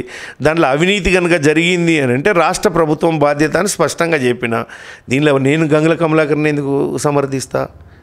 గంగుల కమలాకర్ నా కాన్స్టిట్యున్సీ కాదు, గంగుల కమలాకర్ నా పార్టీ నాయకుడు కాదు. గంగుల కమలాకర్ నేనెందుకు సమర్థిస్తా? గంగుల కమలాకర్ని సమర్థించడం కాదు. ఆడ మీరు అడిగిన ప్రశ్నలలో 2 ప్రశ్నలు. వీళ్ళిద్దరు కూడా ఆడ అవినీతికి ఇదవుతుండ్రు ఈ 2 పార్టీలు కలిసి అంటే అవినీతిలో మాకు భాగస్వామ్యం లేదు, ఓన్లీ స్మార్ట్ సిటీ తీసుకురావడం బట్టికే మాది అనేటిది క్లారిటీ చేసిన. అవినీతి కనుక జరిగితే రాష్ట్ర ప్రభుత్వం వాళ్ళు ఫంక్షనింగ్లో ఉన్నారు కాబట్టి ఆ అవినీతికి వాళ్ళు బాధ్యులు. రెండోది మీద కొట్టుకుంటారు లోపల కలుస్తారు అని అంటే మీద కొట్టుకుంటారు లోపల కలిసేటువంటి ఒక అవకాశమే లేదు. ఎందుకంటే వాళ్ళు ఒకరి మీద ఒకరు పోటీ చేసిండ్రు. ప్రత్యక్షమైనటువంటి పార్టీలు 2 కూడా మేము అధికారంలోకి రావాలనుకుంటున్నాం, మేము ప్రధానమైన ప్రతిపక్షంలో ఇక్కడ ఉన్నాం, అధికారం పక్షంలో కేంద్రంలో ఉన్నాం. కాబట్టి మేము వాళ్ళ కలిసేటువంటి ఒక అవకాశం లేదు. వాళ్ళ మీద మేము పోరాడుతూనే ఉంటాం, వాళ్ళ వైఫల్యాలు మేము చెప్తూనే ఉంటాం, మా మీద వాళ్ళు పోరాడుతూనే ఉంటారు. మేమేమైనా తప్పులు చేస్తాం, మా వైఫల్యాలను కూడా వాళ్ళు ఎండగడుతుంటారు. దీనిలో కాంప్రమైజ్ అనేది ఎక్కడ కనబడ్డది అని చెప్పేసి నేను మిమ్మల్ని ఎదురు ప్రశ్న వేస్తున్నాను. ఓకే, ఇంకొక ప్రధానమైన ఆరోపణ ఏంటంటే యశోద హాస్పిటల్ ముందు ధర్నా చేశారు, ఆ ధర్నా తర్వాత బీజేపీ పార్టీ కామైంది అని అంటున్నారు. కారణం ఏంటి? తెలంగాణ ఉద్యమం కోసం ధర్నా చేసిండ్రు టీఆర్ఎస్ వాళ్ళు. ఆంధ్ర ఉద్యోగులందరినీ పంపించేస్తాం, మొత్తం తెలంగాణ వస్తే అన్నారు. ఇప్పుడు ఆత్మహత్యలు చేసుకుంటుర్రు. నువ్వు ఆంధ్ర వాళ్ళతో కాంప్రమైజ్ అయినావా? ఉద్యోగాలను ఎందుకు ఇది చేస్తలేవు? ధర్నా అనేటువంటిది రోజు ఒకసారి స్టార్ట్ చేసిన తర్వాత ఆ సమస్య పరిష్కారం అయినా కాకపోయినా ఇక అట్లనే ధర్నా చేసుకుంటూ ఉండాలనా వీళ్ళ కోరిక? మేము ప్రతి విషయంలో మేము 370 ఆర్టికల్ గురించి రద్దు చేయాలని దేశం మొత్తం మీద మా కార్యకర్తలు కొన్ని వేల సత్యాగ్రహాలను చేసినాం. ఇప్పుడు కూడా చేయమంటారా? అది రద్దు అయినాక కూడా ఆ రోజు ఎందుకు వస్తున్నాయి ఆరోపణలు? మామూలుగా ఆ రోజు కోవిడ్ విషయంలో కదా. మీరు ఎక్కడ దీనికి ఇప్పుడు హాస్పిటల్లో ముందు మేము ఒక్క యశోద హాస్పిటల్ ముంగట నేను చేయలేదండి. హైదరాబాద్ సిటీలో ఉన్న ప్రతి హాస్పిటల్ ముందు కోవిడ్ ఫస్ట్ వేవ్లో ఏదైతే వచ్చినప్పుడు అధికంగా డబ్బులు వసూలు చేస్తుండ్రు, పేషెంట్లను పట్టి పీడిస్తుండ్రు, పేద ప్రజలను దోసుకుంటుర్రు, ఆ రకంగా కాదు చూసుకుంటూ పోండి, మీరు పేద ప్రజలను దోసుకొని తినొద్దు అని చెప్పేసి మేము అన్ని హాస్పిటళ్ళ ముందు ధర్నాలు చేసినాం. ఆ తర్వాత చాలా దగ్గరలో కోవిడ్ వాళ్ళు యూనిట్లు పెట్టారు, వాళ్ళు ఫ్రీ సర్వీస్ చేసిండ్రు చాలా హాస్పిటళ్ళు. మేము ప్రజలను అవేర్నెస్ చేసినాం, హాస్పిటల్ని అలర్ట్ చేసినాం. దోసుకోవడం ఒకటే కాదు, మీరు పేద ప్రజలను కూడా దృష్టిలో పెట్టుకోవాలని చెప్పేసి మేము ధర్నాలు చేసినాం. ఆ తర్వాత ఆ హాస్పిటల్లో అవి ఇవి కొన్ని సర్వీస్ చేసినాయి, కొన్ని ఆ రకంగానే పోతున్నాయి. రేపు అవసరం అనుకుంటే మళ్ళీ కూడా ధర్నాలు చేస్తాం. 2023లో జరిగే ఎన్నికల్లో బీజేపీ పార్టీ అధికారం రావడానికి ఎటువంటి యాక్షన్ ప్లాన్తో ముందుకెళ్తున్నారు మీరు?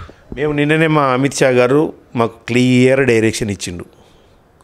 మా రాష్ట్ర నాయకులందరూ దాదాపు ముఖ్యమైనటువంటి వాళ్ళు, ఎంపీలు, ఎమ్మెల్యేలు, జాతీయ కార్యవర్గ సభ్యులు, మాజీ ఎంపీలు, అందరు ఇంపార్టెంట్ వాళ్ళు అందరూ ఉన్నారు. ఈరోజు అధికారంలోకి వచ్చేటువంటి రాష్ట్రంగా పూర్తి నమ్మకం కేంద్ర పార్టీకి తెలంగాణ పైన కలిగింది. హుజరాబాద్ ఎన్నికలు కావచ్చు, దుబ్బాక్ ఎన్నికలు కావచ్చు, జిహెచ్ఎంసీ ఎన్నికలు కావచ్చు, మేము ఇది ఒక ట్రయల్ రన్గా ఈ ఎలక్షన్లలో మేము పనిచేసినాం. మా కేంద్ర పార్టీ కూడా దీంట్లో ఇన్వాల్వ్ అయింది. కాబట్టి మేము ఈ రాష్ట్రంలో కనుక మనము ఖచ్చితంగా కలిసికట్టుగా ముందుకు పోయి మనం పోరాడి మనం ఫైట్ చేస్తే అధికారంలోకి వస్తుందా, మార్పులు ఎట్లా ఉంటాయి ఏంటి అనేటువంటి దాంట్లో స్ట్రాంగ్ టాస్క్. మీరు గమనించండి, చాలామందికి తెలియదు. మేము దుబ్బాక విషయంలో ఎక్స్పెరిమెంట్ చేసినప్పుడు ఎందుకు చేసినాం అంటే, ఇక్కడ హరీష్ రావు ఉన్నాడు, ఇక్కడ ముఖ్యమంత్రి కేసీఆర్ గారు ఉన్నారు, ఇక్కడ కేటీఆర్ ఉన్నాడు, మధ్యలో దుబ్బాక ఉన్నది. ఒకవేళ దీన్ని కనుక కొట్టినట్టుండేదంటే తెలంగాణను మనం కొట్టినట్టే.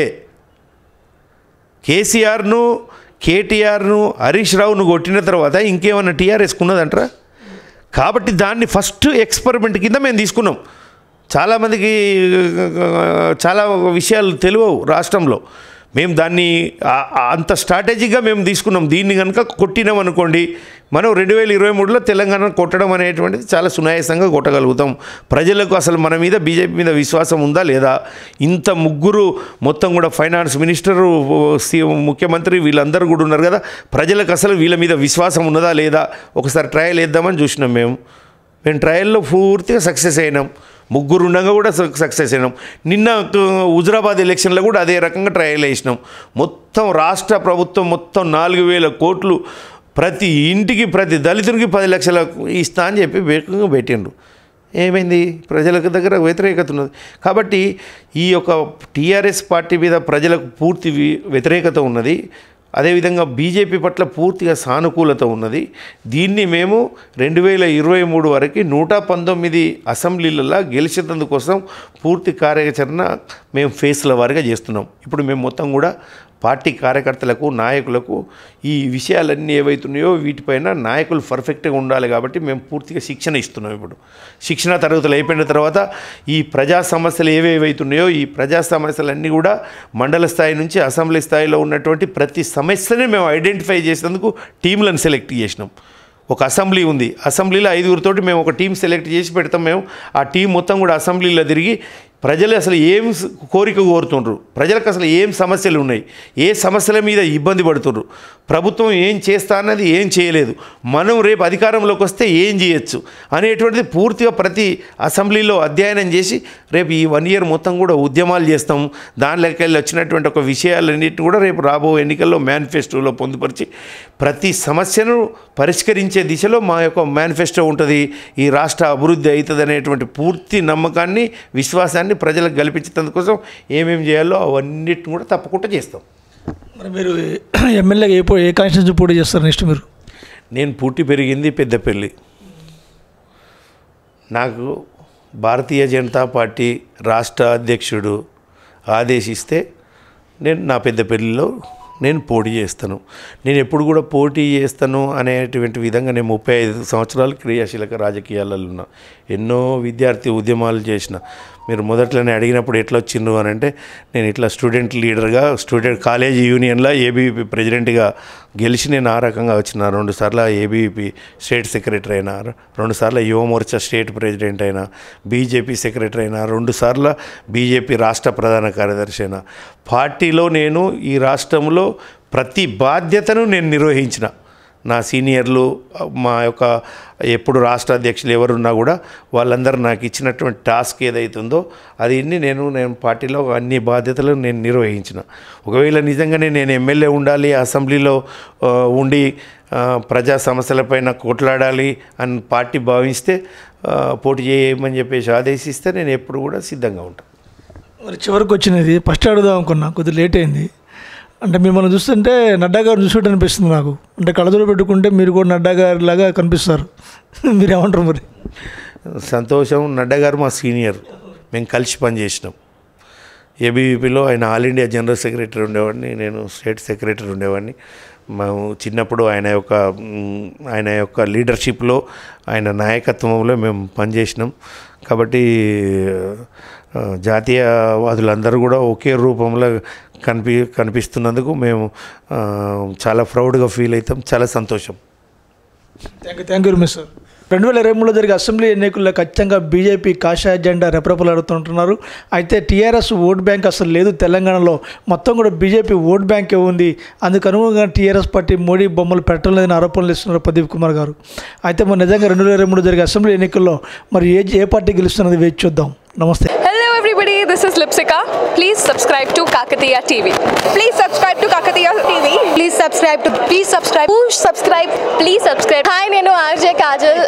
Subscribe to Kakatiya TV. Chala interesting updates and interesting content untundi Kakatiya TV lo. So definitely ga subscribe cheskondi and kinda kanipustunna bell icon ni kuda meeru nokkite meeku instant ga upload chesina ventane notification kuda vastundi kabatti do subscribe.